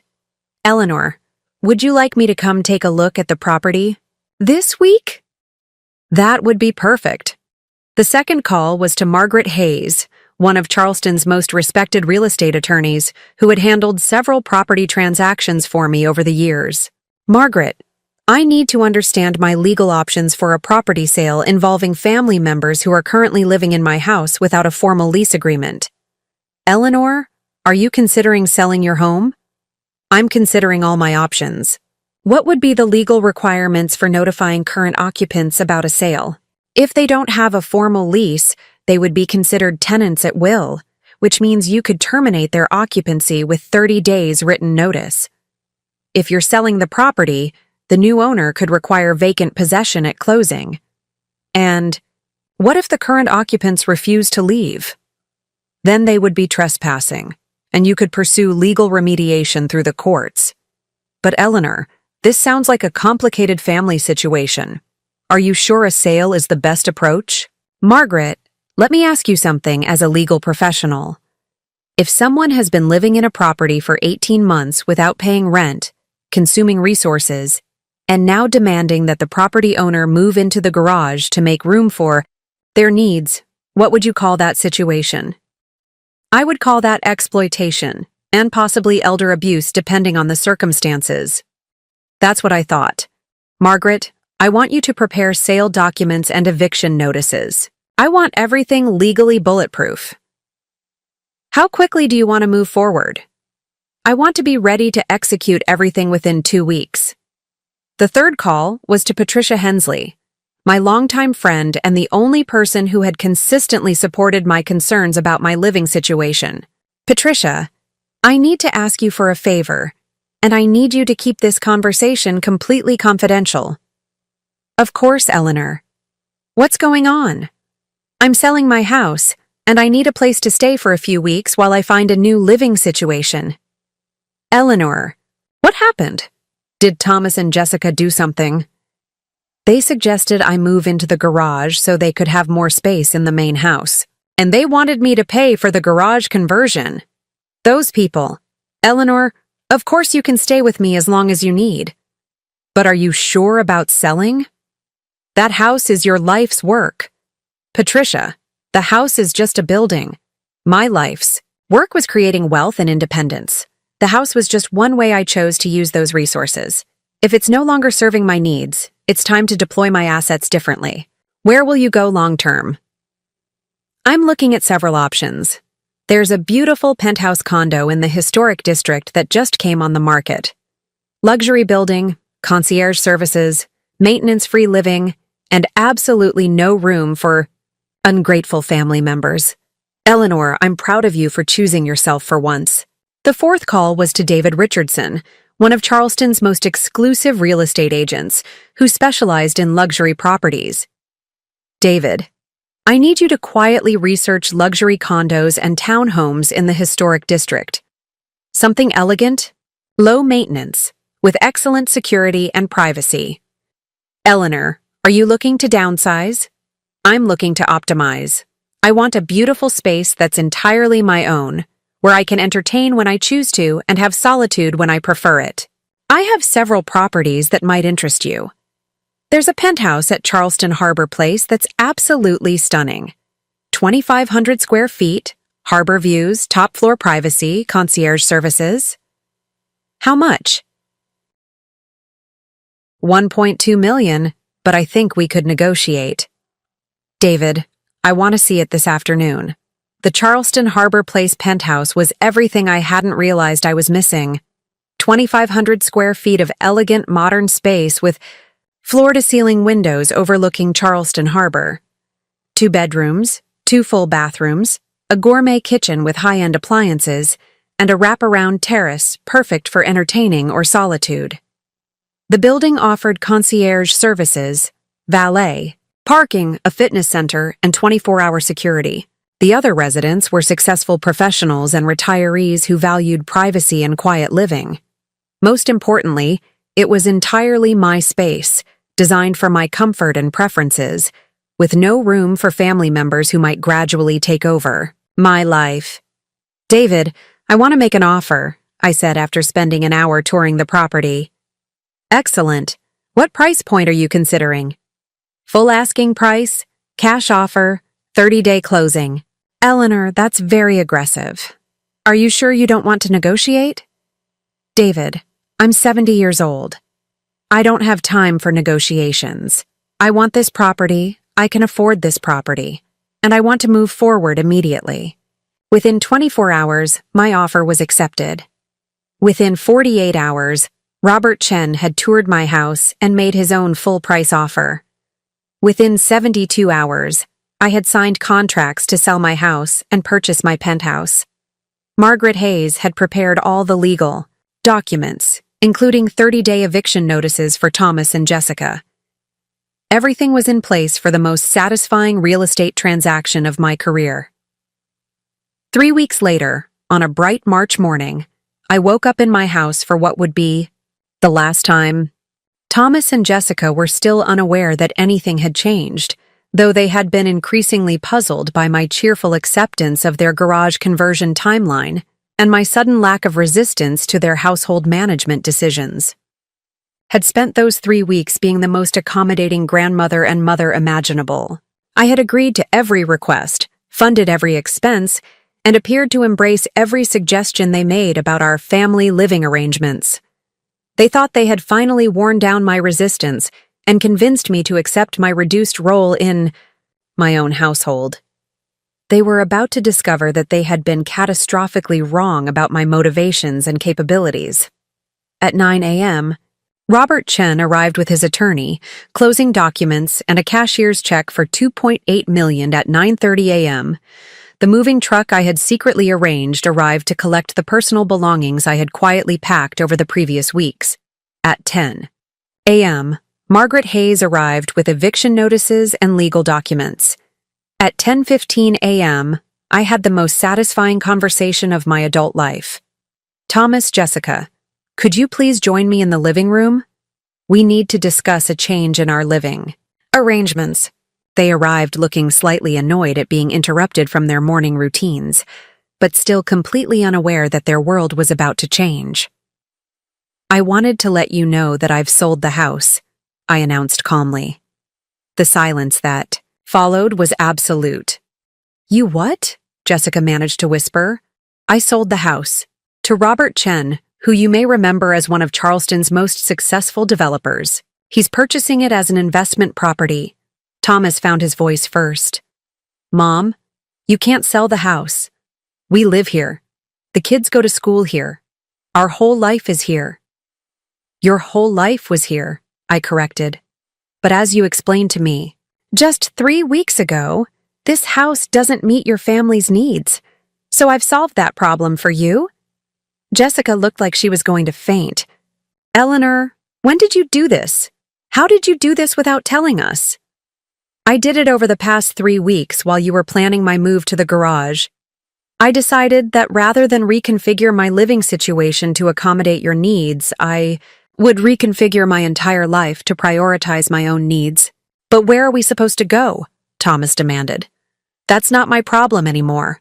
Margaret Hayes has prepared 30-day eviction notices for you. You have until the end of the month to find alternative housing arrangements."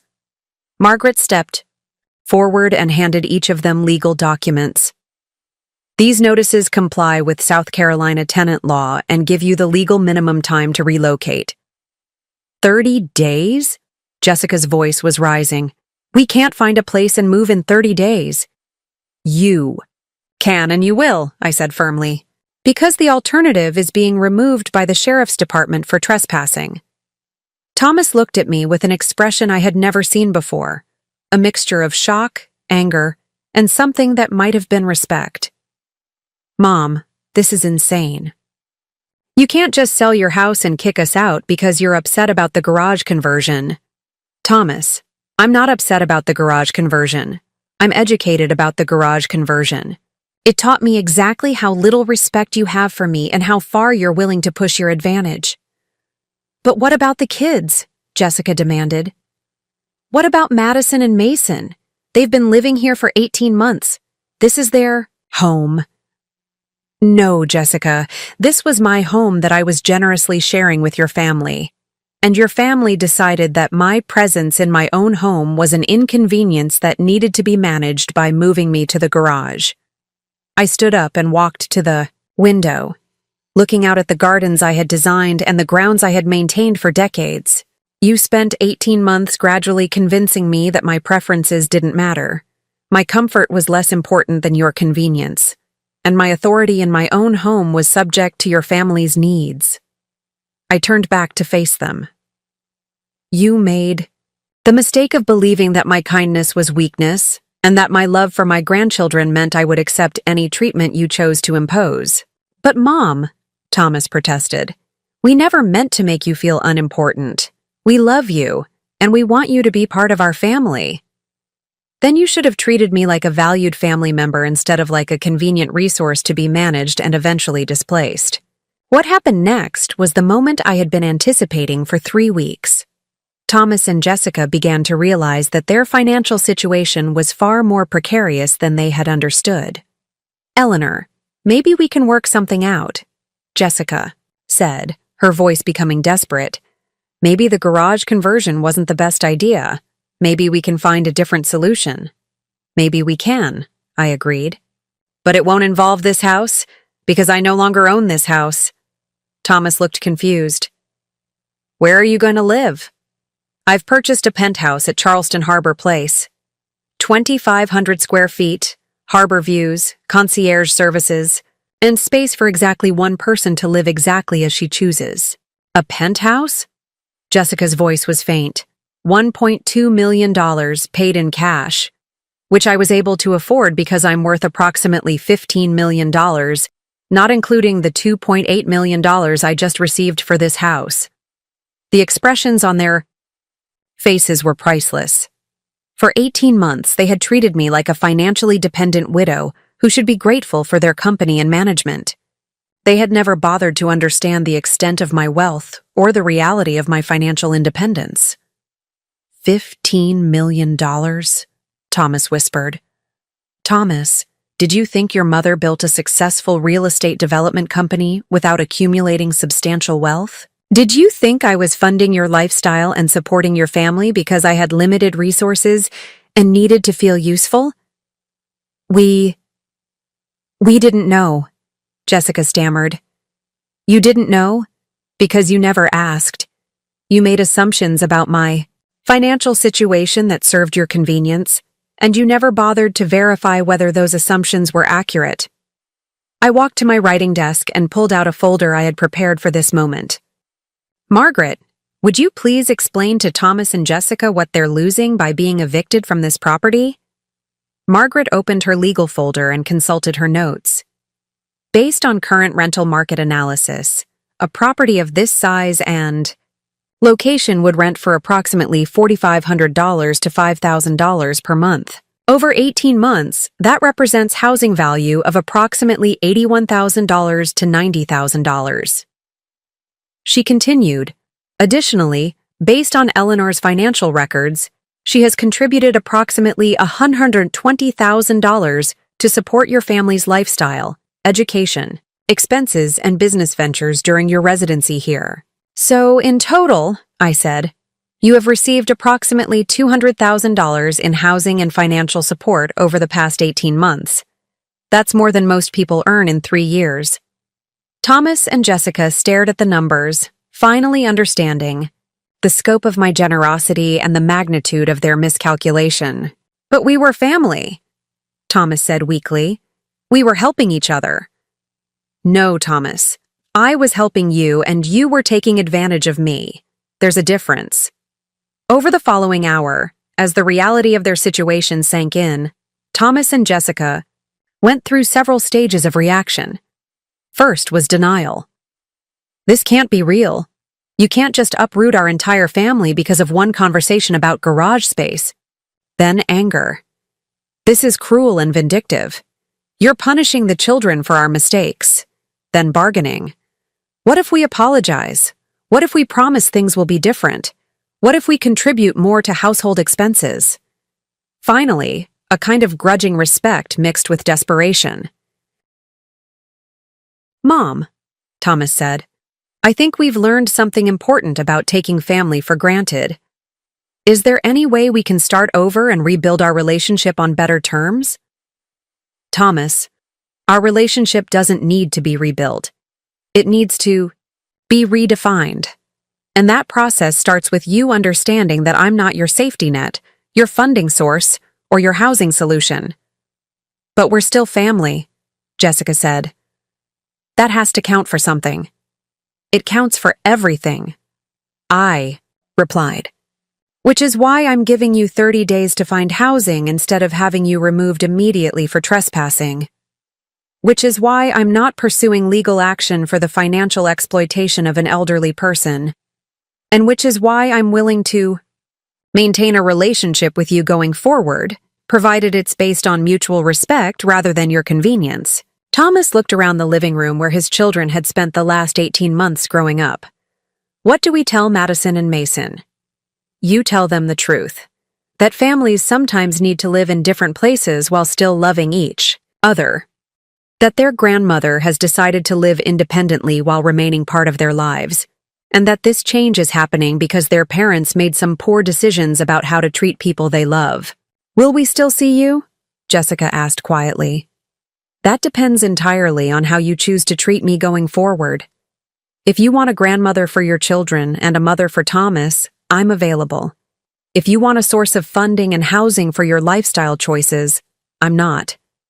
Madison and Mason arrived home from school that afternoon to find their parents frantically packing and their grandmother directing the removal of furniture and personal belongings. What's happening? Madison asked, looking confused and frightened by the chaos. Your grandmother has decided to sell the house, Thomas explained, his voice tight with stress. We need to move out by the end of the month. But where are we going to live? Mason demanded. All my friends are here. My gaming setup is here. This is our house. I knelt down to their level, something I hadn't been able to do comfortably in months because of the emotional distance that had grown between us. Madison, Mason, I want you to understand something very important. This house was never your house. It was my house that I was sharing with your family. And your parents made some decisions about how to treat me that I couldn't accept anymore. What kind of decisions? Madison asked. Jessica started to interrupt, but I held up my hand. They decided that I should move into the garage so they could have more space in the main house. They thought I should pay for converting the garage into an apartment and live there while they took over my home. Both children looked shocked. They wanted to put you in the garage? Mason asked incredulously. Yes. And when I said no, they suggested that if I didn't agree to their plan, they might move out and take you with them. Madison looked at her parents with an expression of disappointment that made my heart ache. You wanted to make Grandma live in the garage? It wasn't like that, Jessica said quickly. We were trying to create more space for everyone. By making Grandma move to the garage while we got our house? Madison's voice was rising. That's terrible, Thomas tried to explain. Madison, it was more complicated than that. We were trying to find a solution that worked for everyone. No, Dad. You were trying to find a solution that worked for us, even if it didn't work for Grandma, Madison shot back with a perceptiveness that surprised all of us. Mason, meanwhile, was processing the situation with typical teenage directness. So Grandma sold the house because you guys were being jerks to her? Mason, Jessica warned. That's not appropriate language. But it's accurate language, I said, and Mason grinned despite the tension. Over the next 2 weeks, as Thomas and Jessica scrambled to find housing they could actually afford. Several uncomfortable truths emerged about their financial situation and expectations. Without my subsidies, they could only afford a modest 3-bedroom rental house in a less prestigious neighborhood. The twins would need to change schools. Jessica's content creation would lose the beautiful backdrop of my historic property.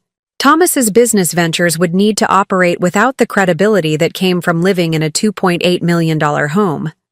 Most revealing was their complete shock at the actual cost of independent living. They had become so accustomed to my covering major expenses that they had lost track of what their lifestyle actually cost.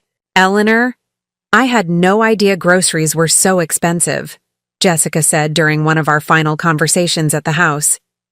"When I was buying food for the family, I thought you were being overly generous with the grocery budget.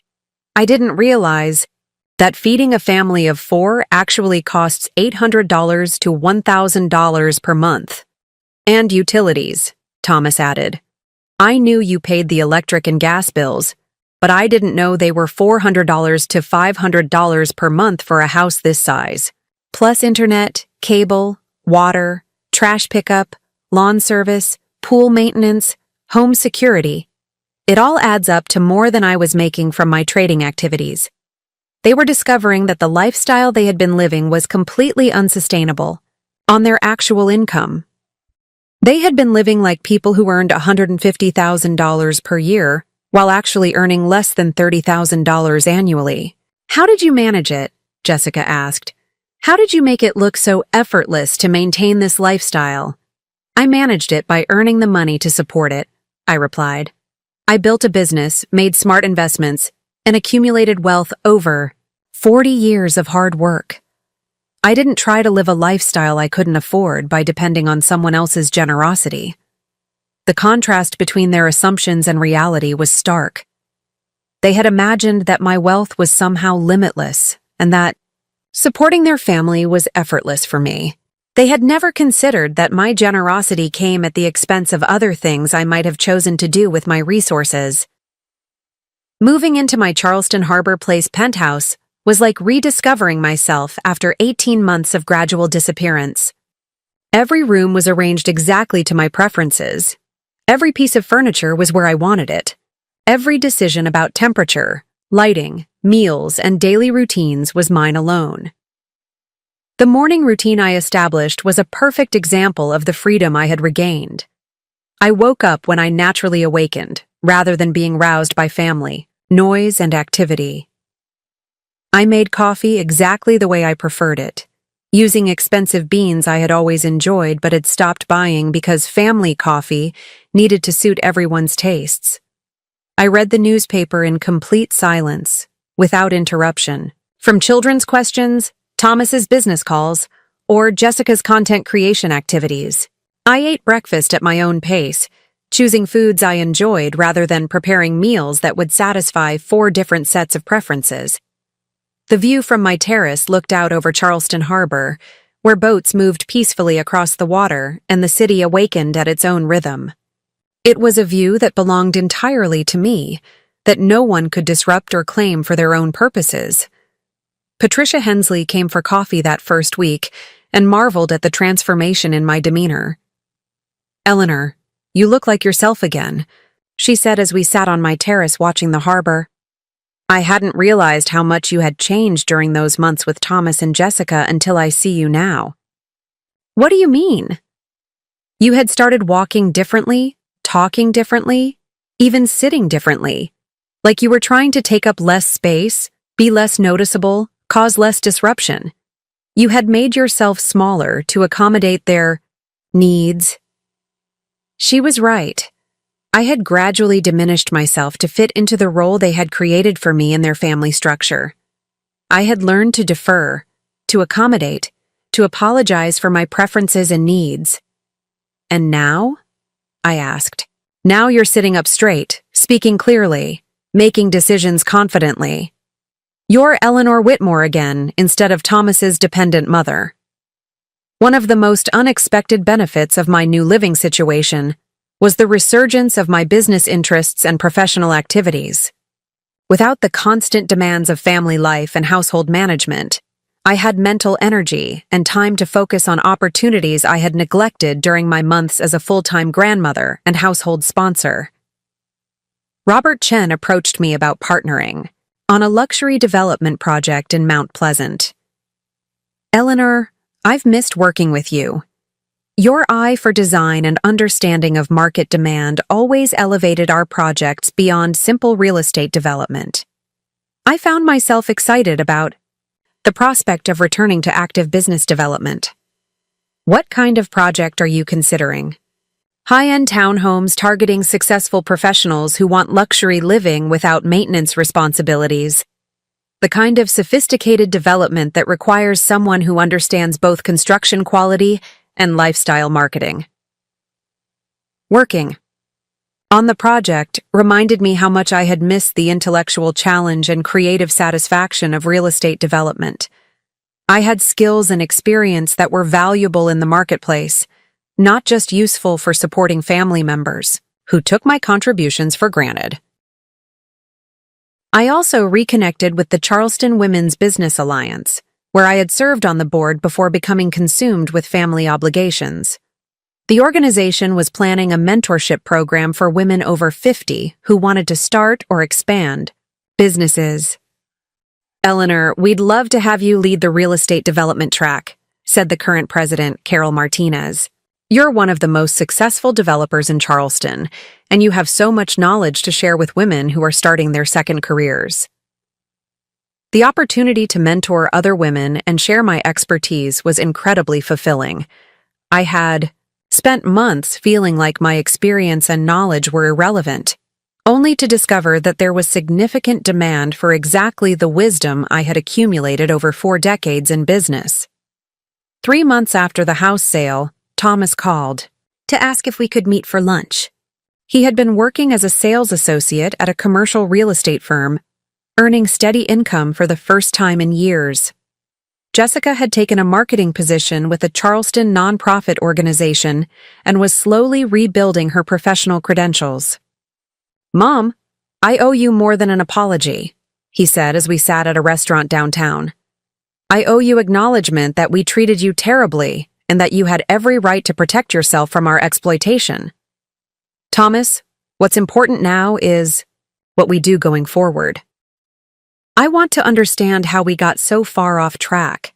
How did we go from you generously helping us to us treating you like a resource to be managed?" It was a conversation we should have had 18 months earlier, but I was grateful he was finally ready to have it. "I think it happened gradually," I said. "You started asking for small favors and accommodations, and I said yes because I wanted to be helpful. But each yes made the next request seem more reasonable, until eventually you were making demands that would have seemed outrageous if you had started with them. Like asking you to move to the garage. Like asking me to pay $50,000 to move to the garage so you could take over my house. Thomas, if you had suggested that on the day you moved in, I would have thought you were joking." He was quiet for a moment, processing the implications. "And I think," I continued, "that you started thinking of my resources as family assets rather than my personal property. You stopped seeing my support as generosity and started seeing it as obligation." "You're right. And Mom, I want you to know that losing our living situation forced us to face some hard truths about our financial management and expectations. Such as the fact that Jessica and I had been living like we earned 3 times our actual income. We had gotten so used to your subsidies that we forgot they were subsidies, not permanent entitlements. And what's changed? We've learned to live within our means. We've found housing we can actually afford. Jessica's working full-time for the first time since the twins were born. I'm earning steady income instead of chasing get-rich-quick schemes. And most importantly, we're teaching Madison and Mason about earning and appreciating rather than just expecting and receiving."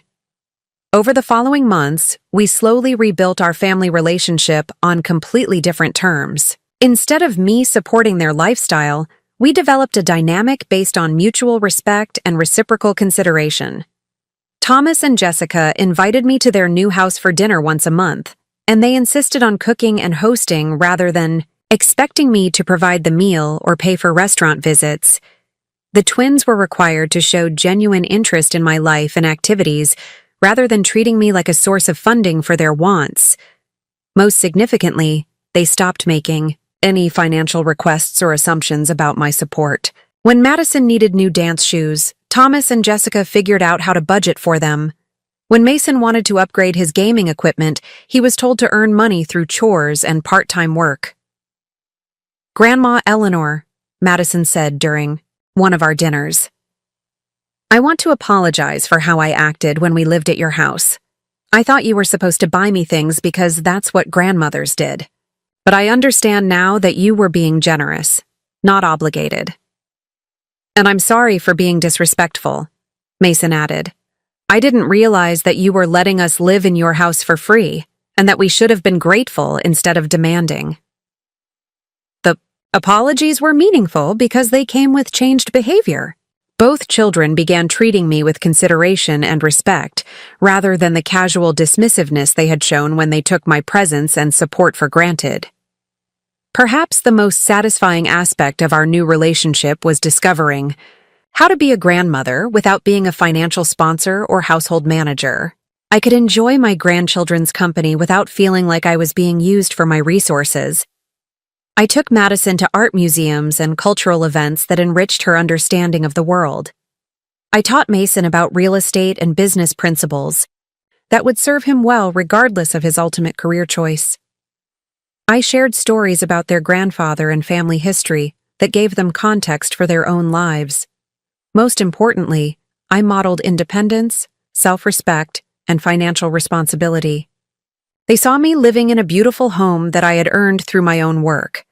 They watched me pursue business interests and social activities that brought me satisfaction. They learned that older adults could be vibrant, capable, and self-determined, rather than dependent and deferential. "Grandma, I want to be like you when I'm older," Madison said during one of our museum visits. "I want to have my own money and my own house and make my own decisions about how to live. Then you need to study hard, develop valuable skills, and never let anyone convince you that your preferences and comfort matter less than theirs," I replied. One of the unexpected outcomes of asserting my independence was renewed interest in business mentorship and legacy planning.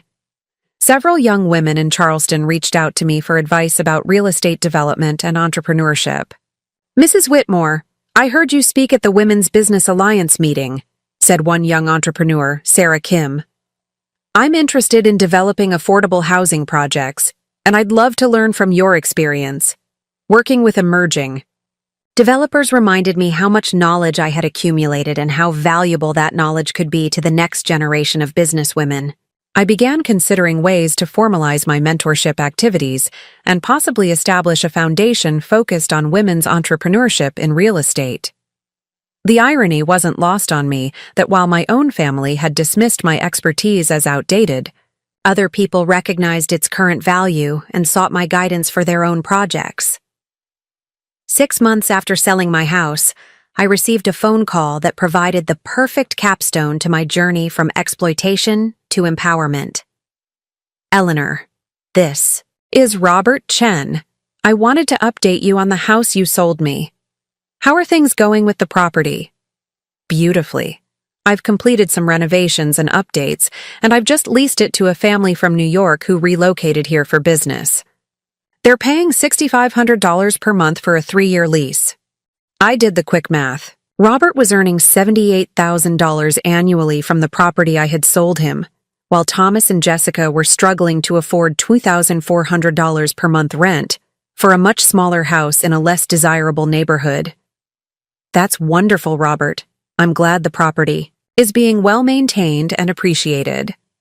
"Eleanor, I also wanted to mention that the tenants specifically commented on the beautiful gardens and landscaping.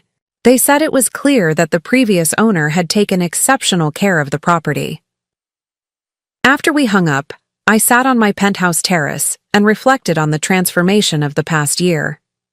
I had gone from being taken for granted in my own home to living independently in a space designed entirely for my comfort. I had gone from funding other people's dreams to pursuing my own interests and goals.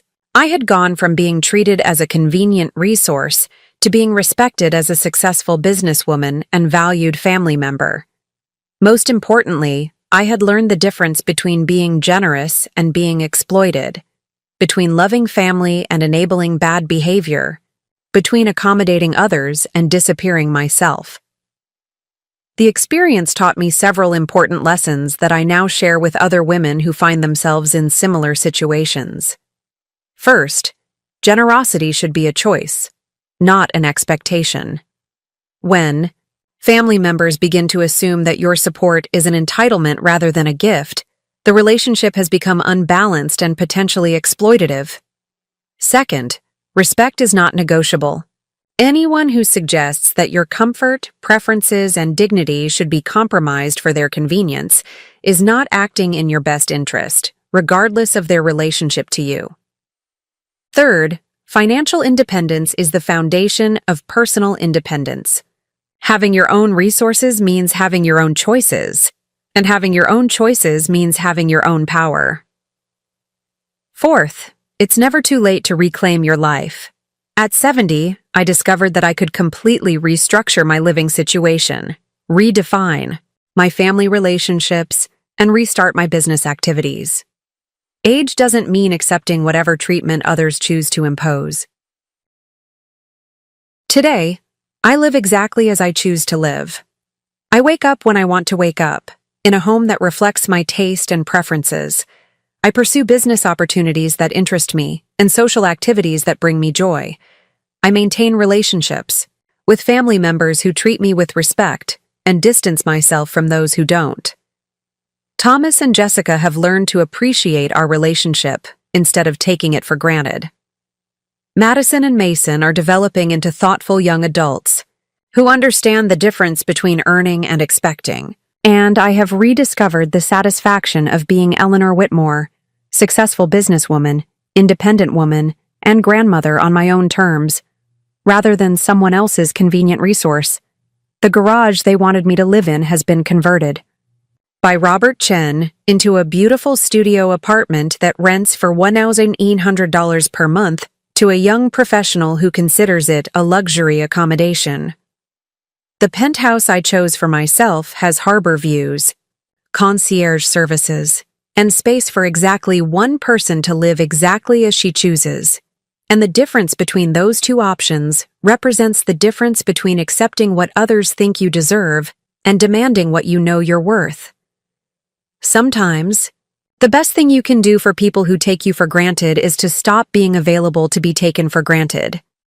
Sometimes the most loving thing you can do for family members who exploit your generosity is to teach them the value of what they're losing, and sometimes the most powerful thing you can do when someone suggests you belong in the garage is to show them exactly who owns the house. If you're watching this and you recognize yourself in my story, if you're being taken for granted by people you love, if your generosity is being treated as obligation, if your comfort and dignity are being sacrificed for others' convenience, I want you to know that you have more power than you realize. You have the power to say no. You have the power to set boundaries. You have the power to prioritize your own well-being. And you have the power to walk away from any situation that doesn't serve your best interests, even if that situation involves family members you love. Love doesn't require you to accept mistreatment.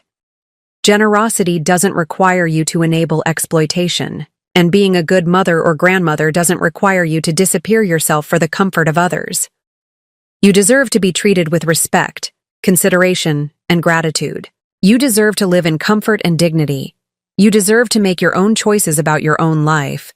And if the people in your life can't recognize and honor those basic truths, then maybe it's time for them to learn what life looks like without your presence and support. Trust me, the education will be worth more than any lesson you could ever try to teach them through words alone. What would you have done in Eleanor's situation? Have you ever been taken for granted by family members who expected you to sacrifice your own comfort for their convenience? Share your thoughts in the comments below. And if this story of reclaiming power and demanding respect resonated with you, make sure to like this video and subscribe for more stories of people who chose themselves when others wouldn't choose them.